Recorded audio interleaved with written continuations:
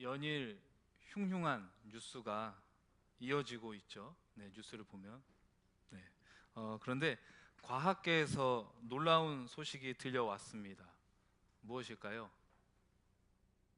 네, 다들 관심이 없으시군요. 네. 바로 블랙홀을 촬영한 것이죠. 말 그대로 검은 구멍이라는 뜻을 가진 블랙홀은 물체를 끌어당기는 힘이 너무나 강하기 때문에 빛조차도 삼켜버리는 그런 질량 덩어리입니다. 그렇기 때문에 블랙홀의 모습은 이론으로 또한 심증으로 가능했을 뿐 이 실체는 밝히지 못했죠. 하지만 어떤 물체 뒤에서 이렇게 빛을 비추면 그 빗줄기로 물체의 형태를 가늠할 수 있듯이 이번 블랙홀의 촬영은 이런 아이디어를 시작으로 블랙홀의 그림자를 추적하는 것입니다. 일명 사건 지평선 망원경 프로젝트가 바로 그것이죠. 이 프로젝트를 위해서 전 세계 6대륙의 전파 망원경 8대를 동원했고요. 지구에서 약 5,500만 광년 거리에 있는 천여짜리 은하단 M67 그 중심부에 존재하는 이 블랙홀을 촬영하는데 성공했다고 합니다. 네, 그림 계속 보여주세요. 정확히 말하자면 블랙홀의 그림자인 것이죠.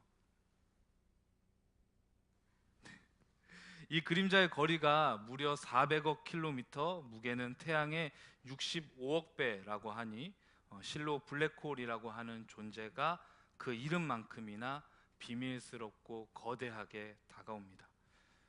우리는 이런 소식, 이런 뉴스를 들을 때면 우주라는 거대한 생명력 앞에 보잘것없는 나의 존재를 느끼는 일명 현타를 맞이하게 되죠.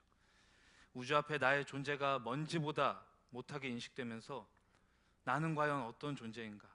이렇게 아등바등 사는 것이 무슨 의미가 있을까라는 다양한 생각을 하게 됩니다.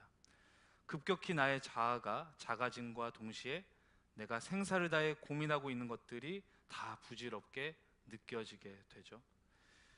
그래서일까요? 이번 BTS의 앨범에 수록된 작은 것들을 위한 시는 그 노래의 의미가 그들의 팬을 위한 것이라고 해도 난 내 눈에 널 맞추고 싶어. 내 삶은 온통 너야. 사소한 게 사소하지 않게 만들어버린 너라는 별. 네, 이런 가사는 당대의 빛나는 스타가 나라는 작은 존재에게 주는 어떤 응원의 메시지로 다가오는 것은 비단 저만의 느낌은 아닐 것입니다. 네, 여러분도 그러신가요? 네, 아니에요? 네. 어, 여러분 어떠세요? 이렇게 거대한 우주 앞에 서 있는 나 자신을 발견할 때면 어떤 느낌을 가지시나요? 대한민국에서 가장 높은 스펙을 가졌지만 높아진 취업문으로 인해 재능을 발휘할 기회조차 없고 학자금 대출로 인해서 이미 사회에 진출하기도 전에 빚을 떠안고 있는 그런 세대. 또한 미세먼지, 미세 플라스틱, 방사능 오염, 지구 온난화 등 이전 세대의 산업화로 인한 환경 오염의 문제점과 앞으로 해결할 과제를 그대로 떠안은 세대.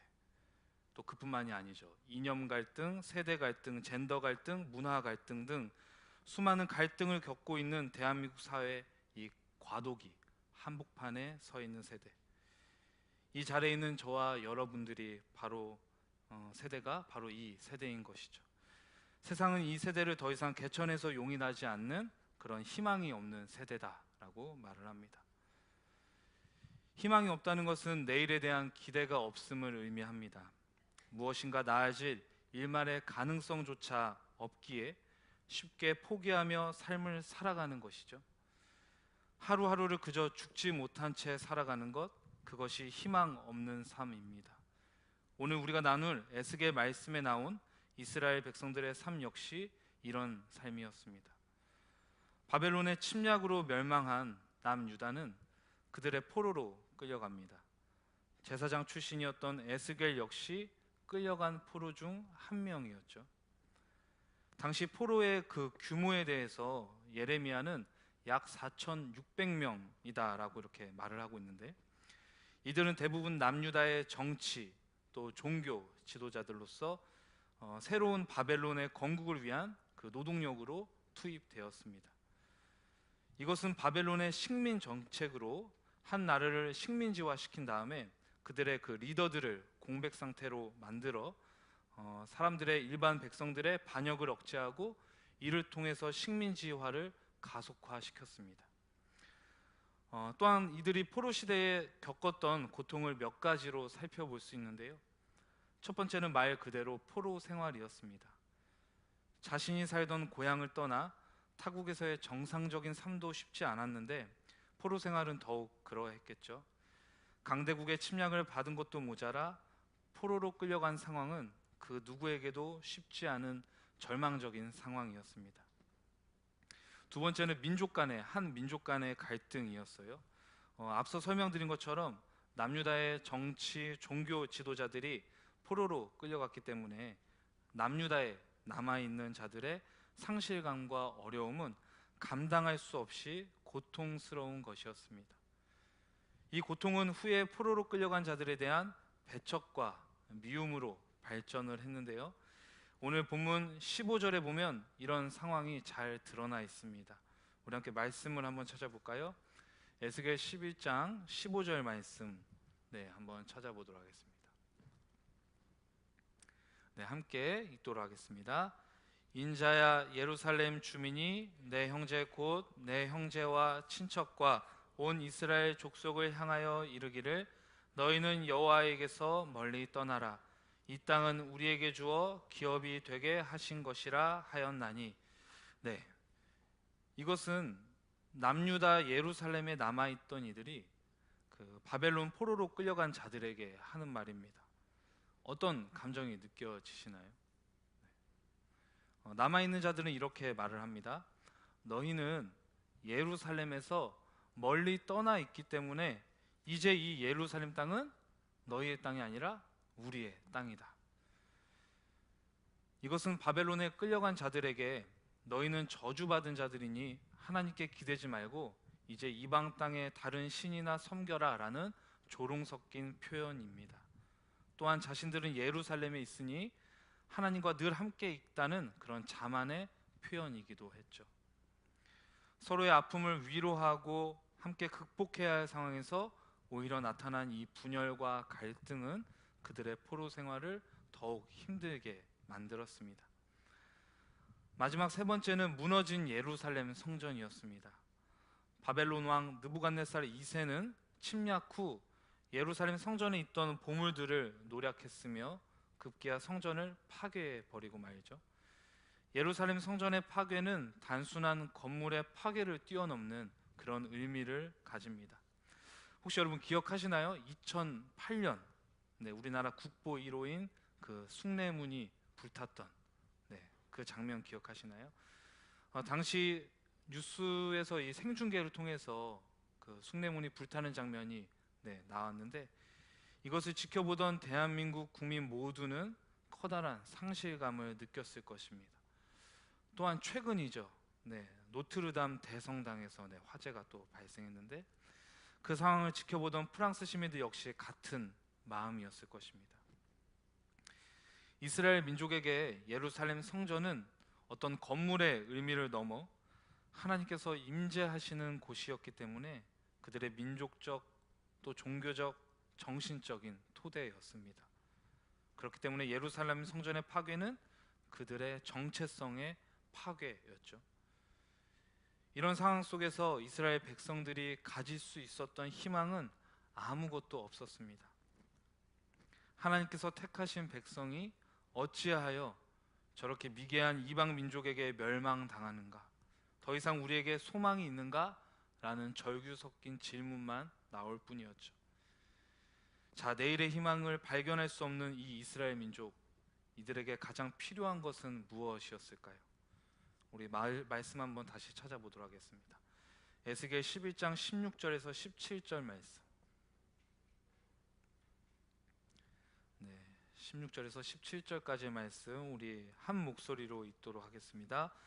그런즉 너는 말하기를 주 여호와의 말씀에 내가 비록 그들을 멀리 이방인 가운데로 쫓아내어 여러 나라에 흩었으나 그들이 도달한 나라에서 내가 잠깐 그들에게 성소가 되리라 하셨다 하고 너는 또 말하기를 주 여호와의 말씀에 내가 너희를 만민 가운데에서 모으며 너희를 흩은 여러 나라 가운데에서 모아내고 이스라엘 땅을 너희에게 주리라 하셨다 하라. 아멘. 하나님의 말씀은 이것이었습니다. 내가 잠깐 너희의 성소가 되리라. 하나님께서 약속하신 것은 먼저 포로된 자들이 그곳에서 다시 하나님을 만나는 것이었습니다. 하나님을 떠나 살던 이들에게 하나님은 선지자들을 통해서 끊임없이 회개를 촉구했지만 이 외침은 이스라엘 백성들에게 닿지 못했죠. 끊임없는 죄의 결과로 이들에게 찾아온 것은 하나님과의 끊어진 삶, 그리고 이후 찾아온 바벨론과 죄악에 포로된 삶이었습니다. 이런 그들에게 하나님께서 친히 성전이 되어 줄 것을 약속하십니다. 이것은 예루살렘 사람들이 하나님께서 성전에만 머물 것이다 라는 생각을 뛰어넘는 것으로 하나님이 이 세상 어느 곳에나 계신다는 하나님의 초월성을 나타내는 것이죠. 온 세상을 주관하신 하나님이 바로 지금 포로인 나와 함께 하신다는 희망의 메시지였습니다. 또 17절을 통해 하나님께서 약속하신 것이 있는데, 그것은 여러 민족 가운데 흩어져 살고 있는 하나님의 모든 백성을 모으고 이스라엘 땅을 그들에게 다시 주신다는 것이었습니다. 예루살렘 주민들이 이 땅은 우리에게 주신 것이라고 주장하지만 하나님의 약속은 이 포로된 자들에게로 향해 있었죠. 이것은 바로 그들의 고향 땅 예루살렘으로의 귀환을 의미합니다. 이렇듯 하나님께서 포로된 자들에게 주신 약속은 포로됨에서 풀려난 자유함이었습니다. 하지만 이 자유함은 어떤 정치적인 회복뿐만이 아닌 하나님의 백성으로 살아가는 하나님과의 관계의 회복이었죠. 이스라엘 백성에게 하나님께서 주신 새 언약은 바로 내일을 살아갈 희망이었습니다. 절망 가운데 살아가고 있는 그들에게 가장 필요한 것을 주신 것이죠. 혹시 지금 이곳에서 이 말씀을 듣는 여러분들 중에 내가 절망 속에서 살아가고 있는 누군가가 있다면 그 안에 하나님께서 주시는 참 희망의 약속이 함께하기를 간절히 소망합니다. 사진 한번 보실까요? 네. 얼마 전 화제가 된 사진이 한 장 있어요. 네. 이 사진이 화제가 된 이유는 바로 언론계의 노벨상이라고 불리는 퓰리처상을 수상했다는 것이고, 또한 이 사진을 찍은 사람이 한국인이라는 것이었습니다. 사진작가는 로이터 통신의 김경훈 기자인데요. 제가 평소 이런 보도 사진에 관심이 많기 때문에 이 관련 뉴스들을 잘 꼼꼼히 살펴봤습니다. 자, 여러분, 사진을 보면 어떤 것이 느껴지죠? 네, 뭔가 급박한 상황이 연출된 것 같죠? 조금 사진을 보면서 설명해 드리면, 저 멀리 벽에 세워져 있는 것이 바로 멕시코 국경입니다. 네, 저 국경 너머에는 미국 땅이 있죠. 그리고 저 장벽 앞에는 미국 땅으로 들어가려는 이민자들의 행렬이 보입니다. 이제 뒤쪽에서 시선을 앞쪽으로 옮기면 뭔가 급박한 상황이 보이는데요. 방금 떨어진 것 같은 최루탄에서는 이제 막 연기가 피어오르고 있고, 한 어머니가 그것을 피하기 위해 두 딸을 붙잡고 도망을 가고 있습니다. 아이러니한 것은 잘 보시면 어머니가 입고 있는 저 티셔츠에 있는 그림이 바로 미국 애니메이션인 겨울왕국, 엘사의 캐릭터라는 것이죠. 대체 무엇이 이 모녀를 이런 위험한 순간에 두도록 만든 것일까? 현재 과테말라, 온두라스, 또 멕시코를 비롯한 남미의 많은 나라들이 경제적인 어려움을 겪고 있습니다. 그렇기 때문에 이들은 짐을 챙겨서 멕시코를 이제 국경을 통해서 기회의 땅이라고 불리는 미국으로 들어가려고 하는 것이죠. 하지만 트럼프 정부의 반이민 정책은 이들을 막아섰습니다. 이민을 받아주지 않는 것이죠.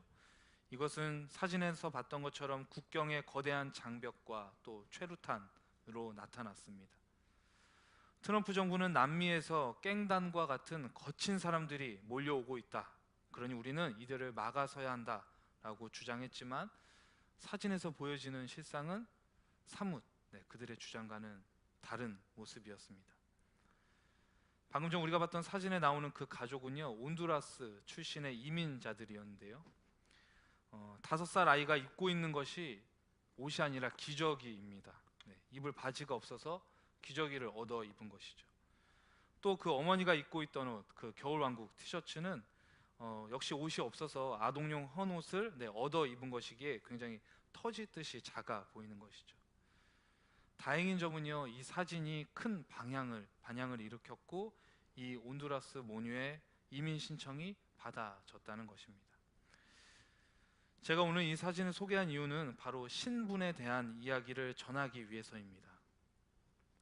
이 사진은 누구나 사람이라면 그 한 사람 한 사람이 가지고 있는 생명의 중요성, 그 가치를 말해줍니다. 그것이 미국 사람이든 남미 사람이든 태어난 나라로 생명의 가치가 달라지는 것이 아니라 생명 자체가 누구에게나 똑같이 주어졌고 모두가 똑같이 소중한 생명이다라는 것이죠.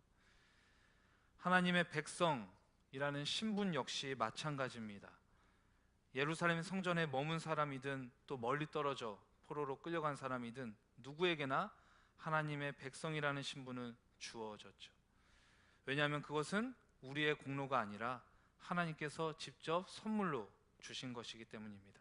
그렇기에 하나님을 믿는 누구에게나 하나님의 백성이라는 신분은 주어진 것이죠. 우리가 그리스도인으로서 우리만이 하나님의 자녀라고 자만하고 다른 이들을 배척한다면 그것은 예루살렘 성전에 머무르며 같은 민족을 배척했던 그들과 하등 다를 바가 없습니다. 세상에는 많은 장벽이 있고 수많은 고민과 갈등이 최루탄되어서 우리를 질식시키려고 합니다. 사진 속에 나오는 모녀의 모습은 마치 세상의 죄악에 빠지지 않기 위해서 허우적거리며 도망치는 우리의 모습인지도 모르죠. 하나님은 그런 우리들을 값없이 구원하셨습니다. 그렇게 우리는 우리가 받은 그 사랑을 이웃과 또 전 세계에 전해야 하는 것이죠. 왜냐하면 그 하나님은 나만의 하나님이 아닌 우리 모두의 하나님이기 때문입니다.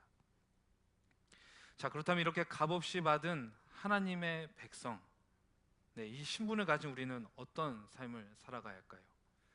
우리 함께 말씀 찾아볼게요. 에스겔 11장 19절 말씀입니다. 11장 19절 말씀. 함께 읽겠습니다. 내가 그들에게 한 마음을 주고 그 속에 새 영을 주며 그 몸에서 돌 같은 마음을 제거하고 살처럼 부드러운 마음을 주어. 아멘. 19절 말씀에 나오는 한 마음은 바로 일치한 마음, 분열되지 않는 마음으로 오직 하나님을 향한 순전함을 의미합니다. 하지만 이것은 사람의 힘으로는 굉장히 어려운 것이죠. 그렇게 하나님께서 주신 것이 있는데 그것이 무엇일까요? 말씀에 나오는 새 영입니다. 에스겔의 특징 중 하나가 바로 이 영에 대한 것인데요. 구약 성경의 영이라는 표현이 모두 389회 사용되었는데 그중 에스겔에만 52회나 사용되었다고 합니다. 그만큼 에스겔 기자가 이 영에 대한 관심이 많았음을 알 수 있죠. 이 영은 하나님께서 주시는 심령으로 나의 내면에서부터 시작되는 변화를 의미합니다. 내 안에 계신 하나님의 임재를 나타내는 것이죠. 하나님의 영이 성전뿐만 아니라 어디에든 계시며 이제 그 영이 나와 함께하기에 우리는 하나님의 백성으로 온전한 삶을 살아갈 수가 있습니다. 중요한 것은 이 모든 것을 주신 목적이 있다는 것이죠. 에스겔 11장 20절 내 율례를 따르며 내 규례를 지켜 행하게 하리니 그들은 내 백성이 되고 나는 그들의 하나님이 되리라. 그것은 하나님의 말씀을 지키며 그것을 따르는 것, 바로 하나님을 내 삶의 주인으로 사는 삶입니다. 우리 마지막으로 말씀을 한번 볼까요? 오늘 성경책을 보시면 앞에서 읽었던 에스겔 11장 16절에 보면 이런 표현이 나와 있어요. 그런즉 너는 말하기를 주 여호와의 말씀에 라고 나와 있습니다. 여기서 주라는 단어의 히브리어 원문은 바로 아도나이입니다. 아도나이는 하나님을 부르는 여러 이름 중 하나로 여호와라는 이름이 너무 거룩해서 차마 부를 수 없기에 대신 불렀던 이름이죠. 바로 나의 주, 나의 주인을 의미합니다. 그렇게 이 아도나이는 하나님의 주권을 강조하는 이름입니다. 우리가 지난 기도 40일 캠페인을 통해서 그토록 강조했던 그것은 바로 하나님의 주권을 인정하는 것이었죠. 사랑하는 청년 여러분, 그리고 성도 여러분, 하나님의 백성이심을 고백하십니까? 그렇다면 하나님을 주인으로 살아가시기 바랍니다. 그리고 다시 고개를 들어 하나님의 말씀대로 살아가시길 바랍니다. 하나님 사랑, 이웃 사랑이 그저 화석처럼 내 안에 굳어진 것이 아니라 생명력 넘치게 내 삶 속에서 실현될 수 있도록 그렇게 살아가시길 바랍니다. 그것이 하나님을 내 삶의 주인으로 살아가는 진정한 하나님의 백성의 모습입니다. 그럴 때 희망 없는 삶 속에 진정한 희망이신 하나님께서 우리의 삶 속에 찾아와 주시고 나와 너의 하나님, 그리고 우리 모두의 하나님이 되어 인도해 주실 것입니다. 이 말씀 기억하시면서 함께 기도하겠습니다.